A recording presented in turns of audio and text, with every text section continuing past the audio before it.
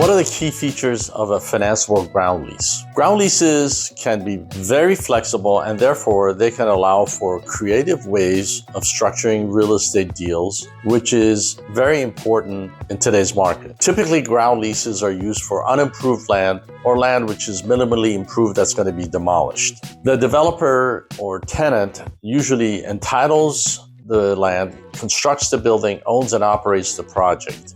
The tenant typically obtains control of the site with little upfront cash paid to the landlord. Once the building is built, the tenant has the right to depreciate the improvements and get the tax benefits from that depreciation. The owner-landlord has the benefit of generating income from the property without investing time, money, or being involved in the management of the property.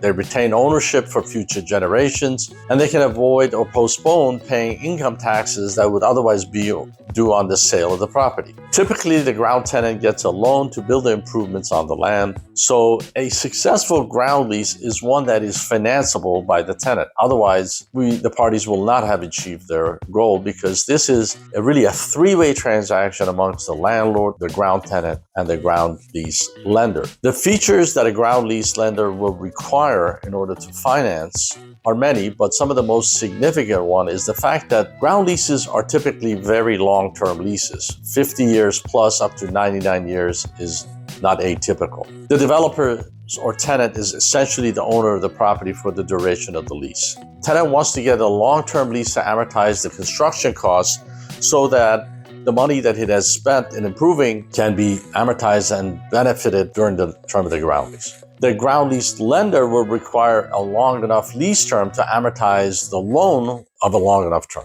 The lender will also require protections against the borrower default. Unless the tenant provides personal guarantees, the lender's only collateral is the ground lease, meaning if the lease is terminated, there's no collateral for the lender. So the ordinary landlord-tenant leases don't work. They need to have extra protections for a ground lender. So the ground lender will require notice and cure rights to be able to keep the lease in effect, cure the default, and resell the ground lease to somebody else. Also, the rent has to be determinable for the lender's underwriting. Because of the long-term lease, the landlord typically requires increases in the rent to stay close to the fair market rent throughout the lease term. If rent increases are typically tied to CPI or percentage rent increases, sometimes to fair market value readjustment, but that could be problematic for a lender, so usually there's a cap put on fair market. It's important to have a streamlined process for the ground lease financing. For example, it can be done without the landlord's consent, or if the lender ends up foreclosing, it can resell the project to somebody else, and it has to have the right to cure to keep